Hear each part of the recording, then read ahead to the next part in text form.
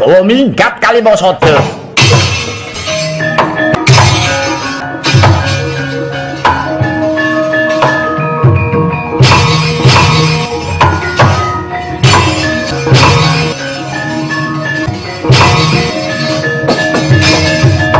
Kowe ngenrejangga tak tadhahi kelawan tanganku. Yen nganti aku ora bisa gawe wirangmu, aja nyeluk Priyambada. Tak uculi sandanganmu dina iki Mustakaweni.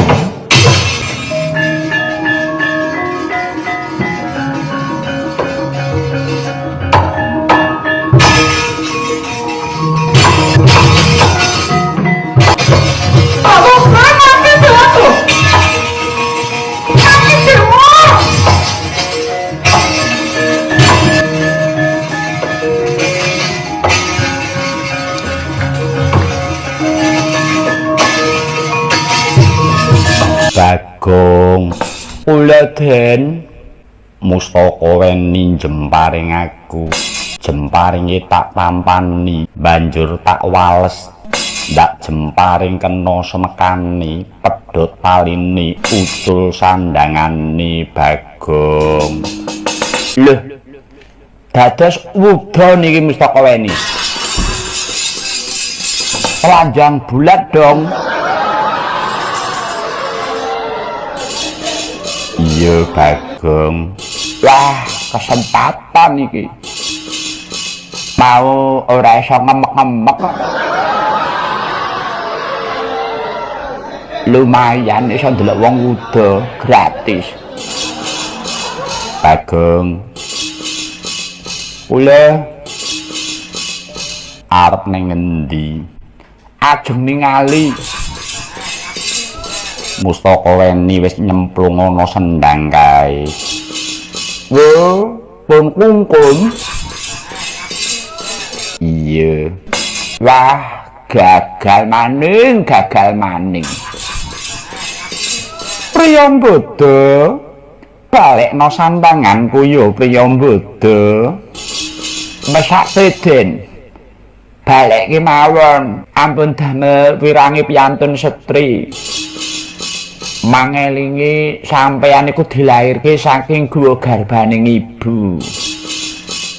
Ampun mirang-mirangke kaum ibu to, Den. Menawi ndara mirang-mirangke kaum ibu, sami mawon jenengan menika mirang-mirangaken ibu sampeyan piyambak lho, Den. Ben kapok dhisik Bagong. Nggih yen ngapokke nggih ampun ngaten carane. Lah kok terus diwudani kon kungkum wonten sendang. Mengke nek medhok pripun niku? Adake bulus mawon. Mesake Den. Wis yo Ben, yen ora mertobat ora bakal ndak balekake. Ondo Bagong. Matur pripun? Yen dheweke gelem tak kek bojo tak apura lan tak balekake sandangane.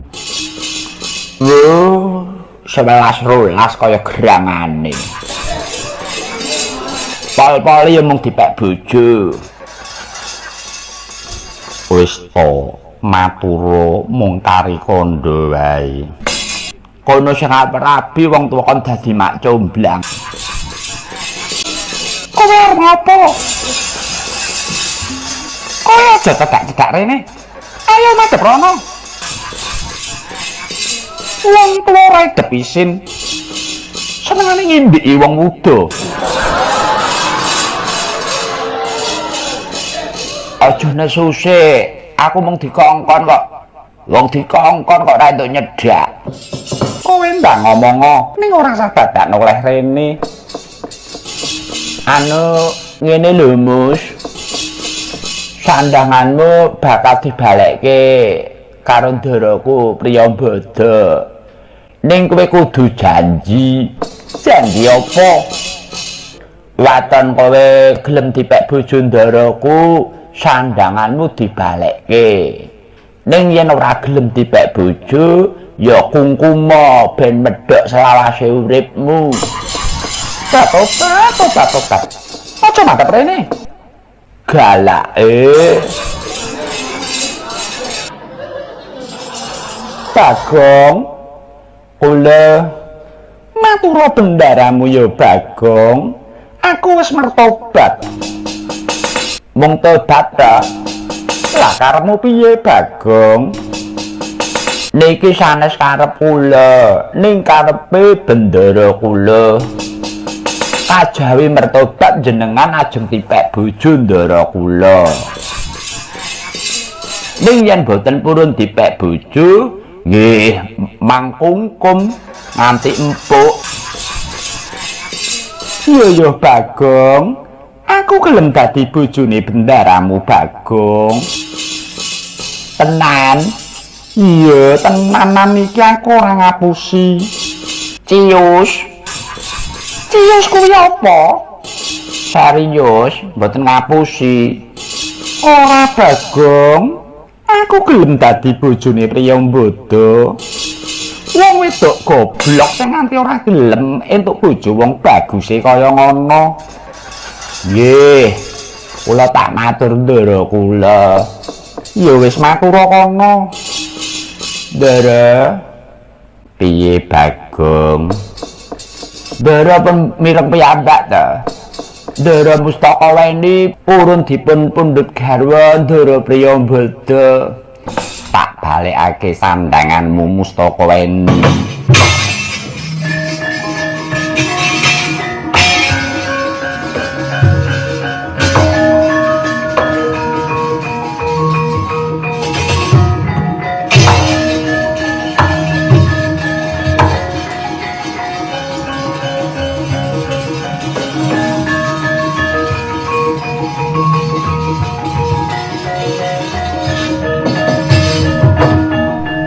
Inggih Raden Priyambada, kula boten badhe suwala dipun garwa paduka Raden Priyambada.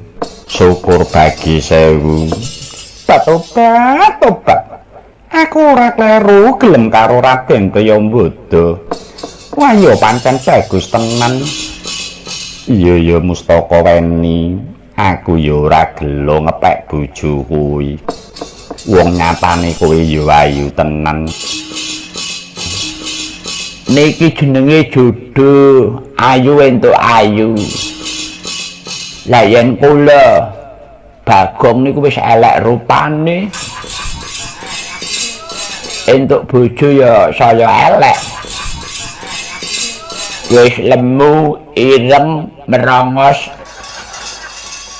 Yen turu ngorok.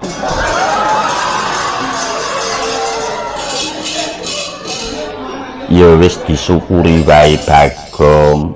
Ono wis syukur entuke ayu. Kula elek kok kon syukur. Kepiye nggih Priyambada?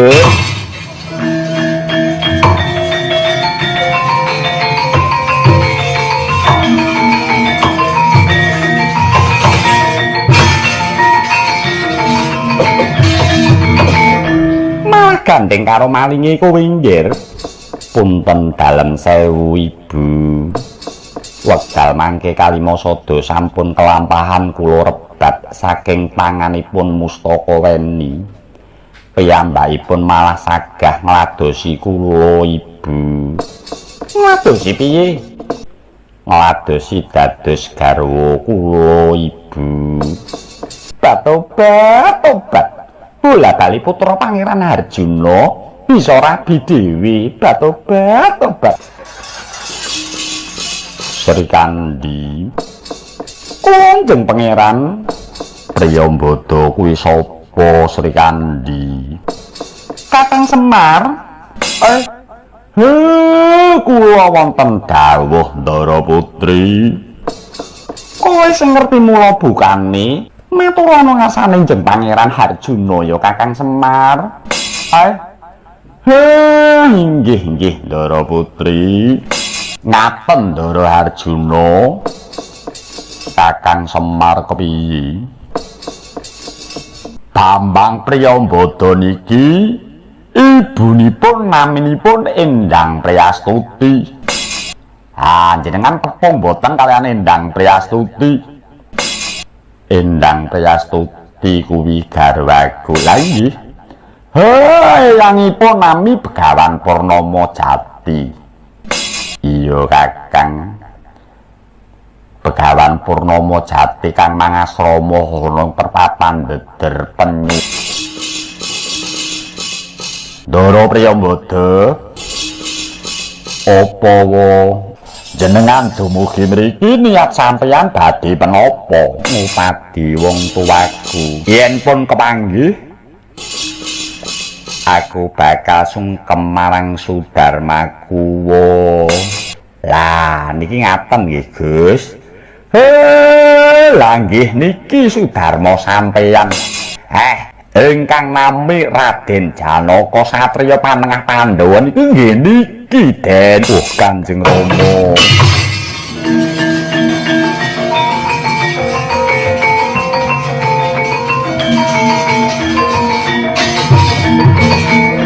Kanjeng Rama sungkem kula mugi kunjuk.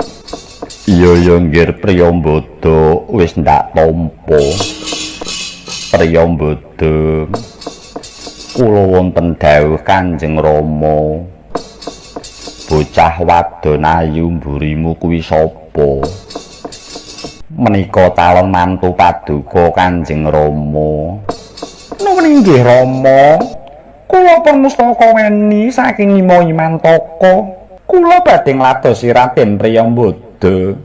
Pancen anakku pinter golek bojo. Anak lanang bocah bagus tenan isoh rabi dhewe. Wah kuwi yen tiba nggih mboten adoh saking uwite kok Den. Nggih mboten kleru. Bapak ya pinter golek bojo. Anake nek tiru-tiru ya aja nesu. Aku ora nesu Bagong malah seneng. Mustaka weni kula wonten dawuh Rama teka negara Ngamarta kene ana apa? Nuwun inggih Kanjeng Rama. Sekawe kula dipun utus Kakang Prabu Bumiloka supados mejahi paduka. Lajeng nyidra Kalimasada namung sampun karebat Kakang Mas Priyambada. Kula sampun bertobat kok Kanjeng Rama. Priyambada kula wonten dawuh Kanjeng Rama, saiki Kalimasada ana ngendi? Kula titipaken Petruk. Kok titipake Petruk? Inggih, kula purih beta Kanjeng Rama. Saiki Petruk ana ngendi? Aduh, Kanjeng Rama. Sepriki mboten ketingal Kanjeng Rama. Dara Janaka Kakang Semar apa? Sampeyan lilake sawetara Kalimasada dipun beta Petruk kesah saking Ngamarta. Sinten ngertos Petruk kepengin badhe ngraosaken dayane Kalimasada kala wau, Ndara.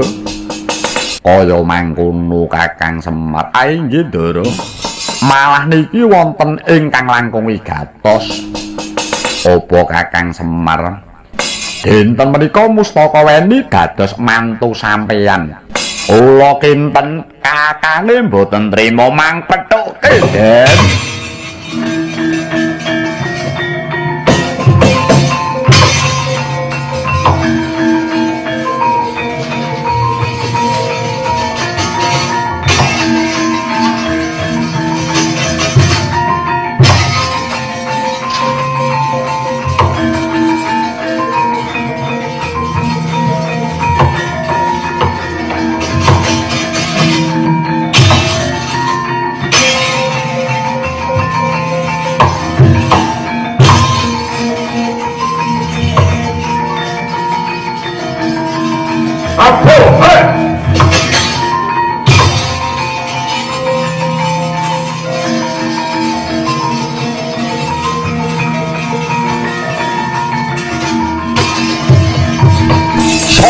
Arjuna kekasihku, iki sing tak goleki.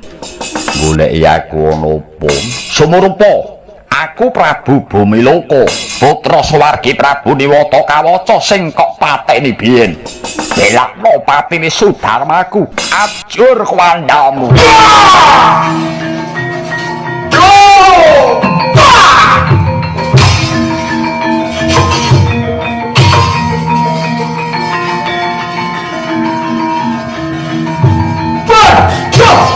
Wah, wong kakak musuhku parah.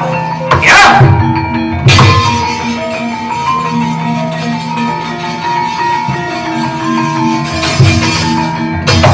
Wah. Hai. Ah. Oh. Hai. Ah. Oh. Ah.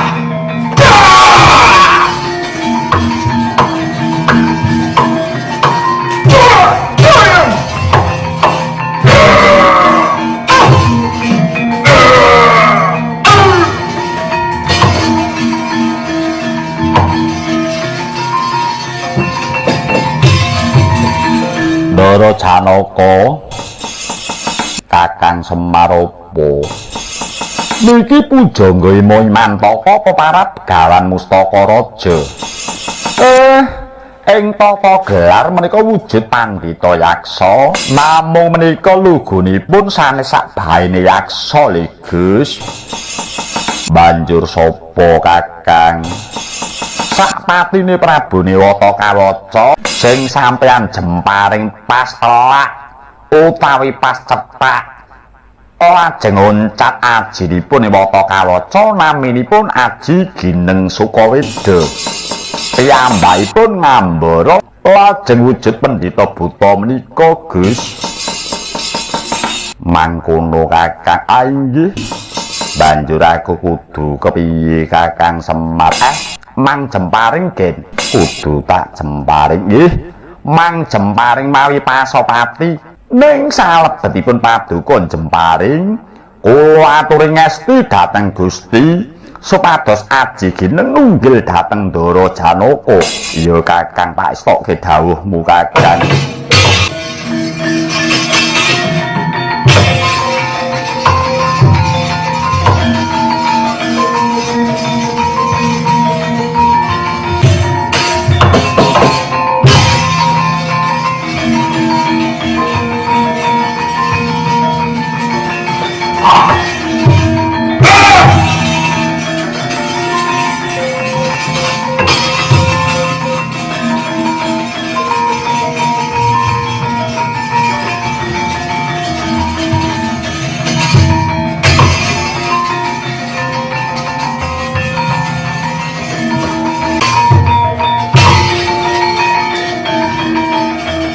Amuk.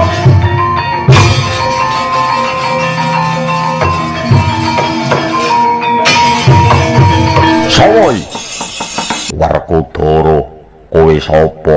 Patih Kumandang Garba. Arep ngopo? Mbela patine Gustiku Prabu Bumiloko kelakon ajur kwandamu.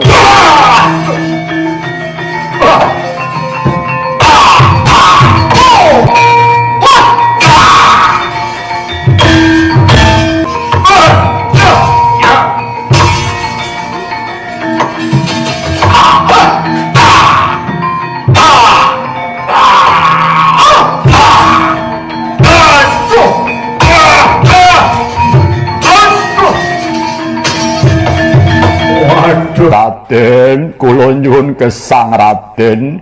Kula sampun mertobat Raden Werkudara, kula nyuwun gesang. Wah, Kumandang Garba. Nuwun kula Raden. Tak apura kaluputanmu. Kowe bali. Lho Raden, reksaneng negara Mantaka. Nggih, matur nuwun. Nyuwun pamit Raden.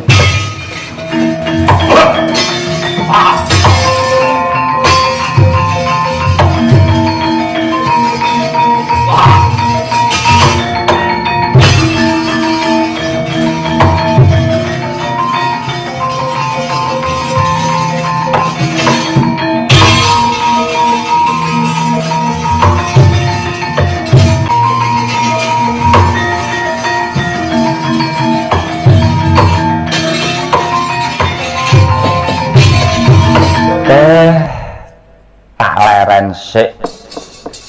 Nggonku mlayu wis adoh tenan. Wong nyatane malinge putri ya ampuhe kagilo-gilo. Dewi Mustakaweni iso membo sapa-sapa.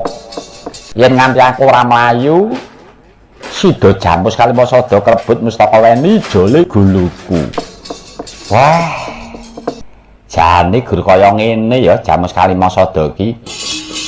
Ning jarene ampuhe kagilo-gilo.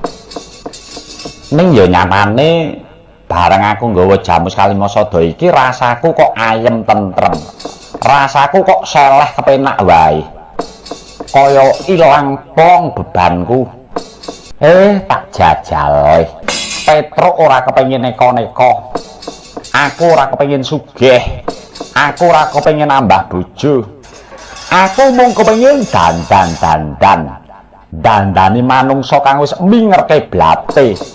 Mbok menawa jimat Jamus Kalimasada iki bisa sabiyantu aku nggonku bakal benerke wong kang luput, jejeke sing bengkong, ngilingke wong sing lali. Wah. Ketoke kaya ana negara sabrang. Ya tak delok saka kene, kae iki negara Nusarukmi. Mongko negara Nusarukmi kuwi negara kang kondang. Ora kondang apik, kondang ratune Adigang, Adigung, Adiguna. Kawulane padha rusak, akeh sing padha nuruti marang hartane nafsu. Coba tak dandanani.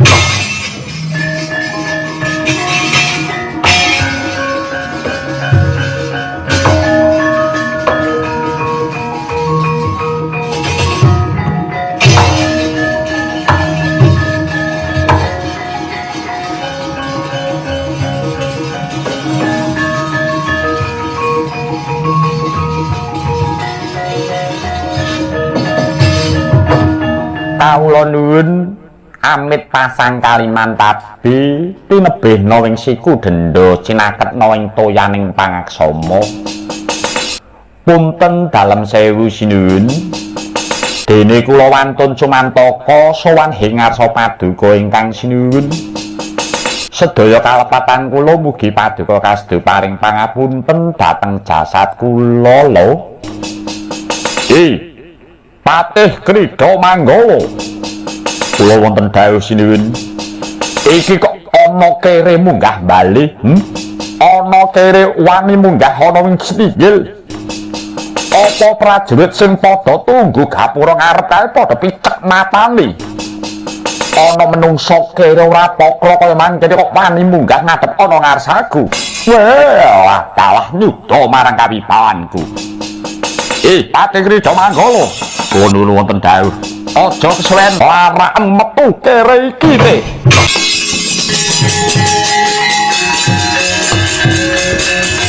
Waduh.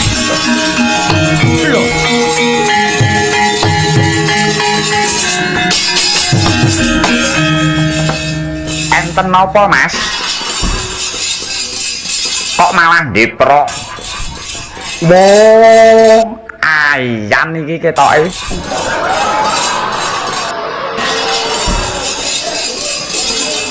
Kok malah kejang-kejang ana pangarepanku. Sampeyan iki wonten apa to, Mas? Aduh yung. Panas kemramlas. Awakku iki keneng opo, Yai? Ngapa to, Mas? Kok malah nangis ana pangarepanku? Aku ki ning kere kok ditangisi. Sampeyan kepleset apa pripun? Aduh, Yai. Aku njaluk ngapura, Yai. Awakku iki keneng apa kok dadi lumpuh? Aku tambah nono, Kyai. Nambani? Inggih. Kula nyuwun tamba, Kyai. Jane aku ki dudu dukun lho, Mas. Nanging gandeng kowe sambat rerantan lan kowe uga ngakoni kaluputanmu.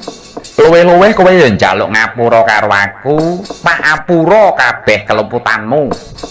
Aku wis seneng banget kok, Mas. Gandeng kowe iki mung dikongkon, ya wis. Tak jaluke ana ngarsaning pangeran, muga-muga waras laramu ya, Mas.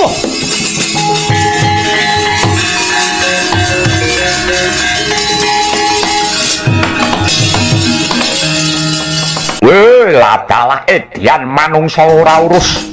Kowe pasang walat anggep apa kowe barang salat ana negara Nusarukmi.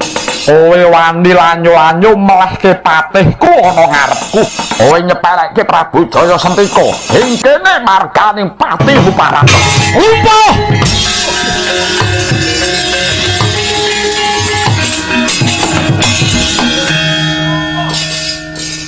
Loh.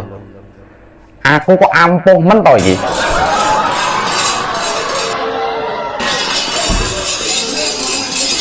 Sak omong-omongku kok dadi elok mau pati ndiprok nang ngarepku. Saiki ratune ngesot. Lah sajake arep syuting film suster ngesot iki. Adate suster ngesot kuwi kudune cewek. Lanang kok di dapur dadi suster ngesot iki ya ora patut. Sampeyan iku ratu lho Sang Prabu. Apa ana ratu lungguh nang ngisor ngesot? Monggo lenggah wonten singgil Sang Prabu. Mangke mboten wibawa sampeyan. Jarine sampeyan iku ratu wibawa. Lah kok ndeprok nang ngarepe kere. Wong kula iki ming kere kok malah jenengan sembah niku karep sampeyan pripun? Monggo munggah ngisi-sini.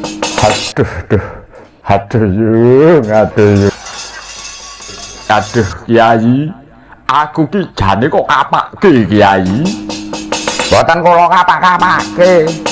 Lah wong kula mboten napa-napa kok ket mau. Ning bareng kowe muni lumpuh. Kok awakku banjur ora iso diobahake. Lumpuh koyo mengene Kiai. Mara gage kowe ngaku kowe iki jane sapa? Kula niku sanes sinten-sinten. Kula niku namung kere. Sampeyan wau matur piyambak to. Ana kere munggah stinggil. Kula akeni Mas. Ning najan kula kere, kula mboten ninggal marang tata krama. Kula sowan wonten ngarsa paduka menika rumangsa kula ya wis ora ninggal tata krama. Kula nggih mlebu ndodok mlakune nggih to. Kula nggih nyembah, kula nggih basa mlitit. Ning semune paduka menika ratu sing seneng nyepelekke wong cilik. Dopek klambiku elek, compang camping, sandal kula mung sandal jepit, kula kempit. Jenengan isin to ketekan tamu kados kula?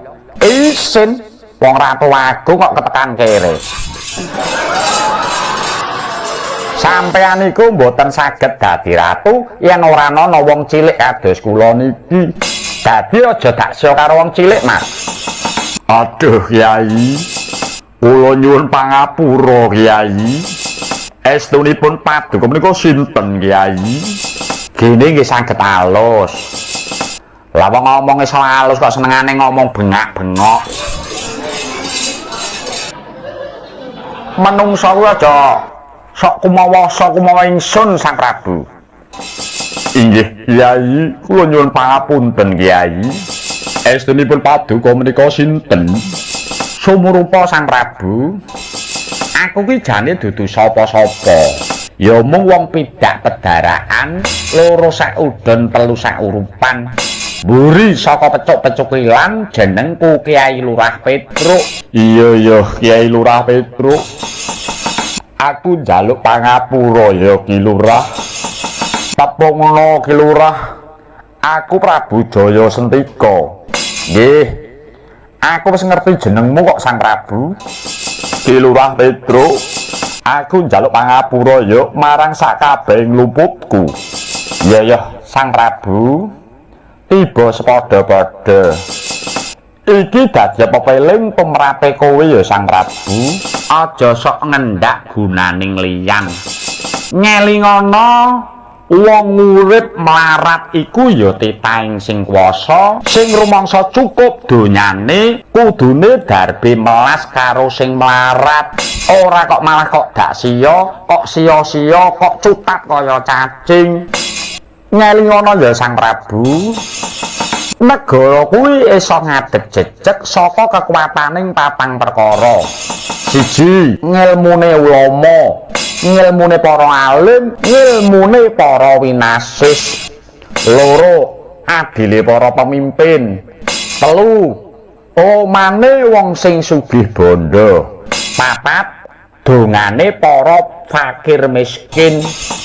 Iya Ki Lurah. Aku matur nuwun dene Ki Lurah Petruk ngelingake marang aku. Mula aja kumentus, aja dadi ratu kang duwe sifat adigang adigung adiguna. Nggih Ki Lurah. Kula nyuwun pangapunten Ki Lurah. Menawi wonten keparengipun mbok kula nyuwun dipun tambani rumiyin Ki Lurah. Lah, kowe iki lara apa? Wong ora lara apa-apa kok nambani. Ki Lurah, kula niki lumpuh Ki Lurah. Sikil kula mboten saged dipun obahaken kok Ki Lurah. Sing kandha sapa? Genah sikilmu iso ngadeg jejeg ngono kok Sang Prabu. Walah dalah. Aduh yo.